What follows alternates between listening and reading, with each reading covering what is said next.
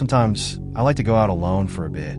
Yesterday, I was at a restaurant and found myself surrounded by couples. Some older, some younger. Some with kids, others planning to have them. Some smiling, others just staring at their phones. When I really took in the scene, I realized it was just me, alone at a table having lunch at that restaurant.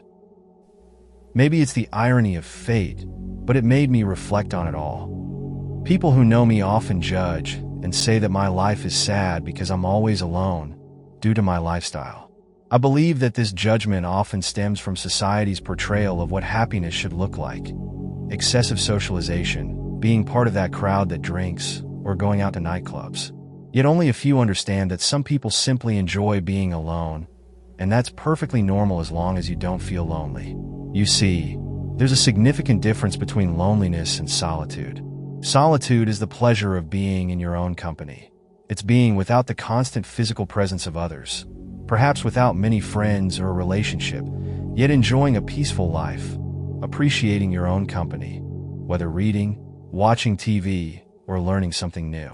Loneliness, on the other hand, is harmful. Studies show that it can increase the risk of mortality. Loneliness is characterized by a profound feeling of being alone and abandoned.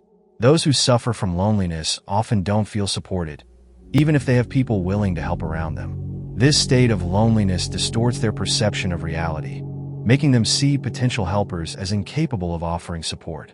In other words, there will always be these two types of people: those who enjoy living alone and those who love socializing and being close to others. The real issue arises when you don't truly know who you are, influenced and molded by those around you, especially today, with social media, where everyone is theoretically happy and makes you feel like you're different from everyone else. So, be clear about your own desires, but be careful not to isolate yourself, as that could harm you in the future. However, you don't need to force yourself to fit into an environment that you may not actually enjoy being in. But then you might say, "Oh, but society is full of fake and self-serving people." I get your point. It's true, there are many who just want to be friends out of self-interest. However, it's important to remember that not everyone is like that. And I'm not suggesting you go around searching for the perfect friend. To achieve success, avoiding socialization is impossible. If you want to succeed in life, you'll need connections because no one achieves everything alone. You'll need the skills of others to reach your goals, and it doesn't matter if they're your friends or not. You will need them. That's just a fact. So, don't completely isolate yourself.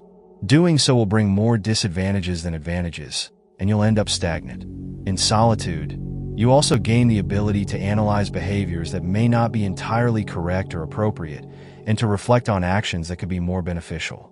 What I mean is that solitude allows you to better examine yourself and make self-directed changes, giving orders and suggestions to yourself. The idea here is to provide a simpler explanation of how solitude can offer many advantages. Notice that I'm not advocating for excessive isolation, but rather encouraging you to occasionally embrace solitude and its benefits. Imagine you go to the gym every day.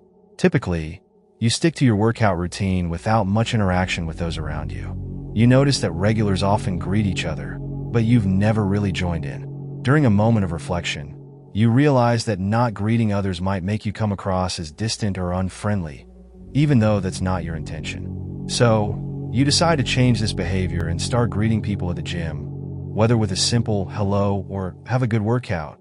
This change may seem small, but by starting to greet people, you might come across as more approachable and friendly. Over time, this could make you feel more integrated into the gym community and even help with networking. Another benefit of solitude is that it allows for personal reinvention. When you're alone, typically stepping away from the social routine of college, work, sleep, and repeating the cycle, you get a chance to break out of your usual personality and interactions with the same people. Solitude offers the opportunity to self-reflect and adjust behaviors, exploring new aspects of yourself. That's the true power of solitude. It's the only time you can truly dive deep into yourself, analyzing past and present actions, reflecting on behaviors, generating good ideas, organizing thoughts, and so on. Notice that if you spend too much time around others without breaks, there comes a point where you feel drained and crave solitude. This is because both your body and mind need it. When you finally achieve solitude, it's like you can absorb everything you've taken in during social interactions and put your ideas in the right place.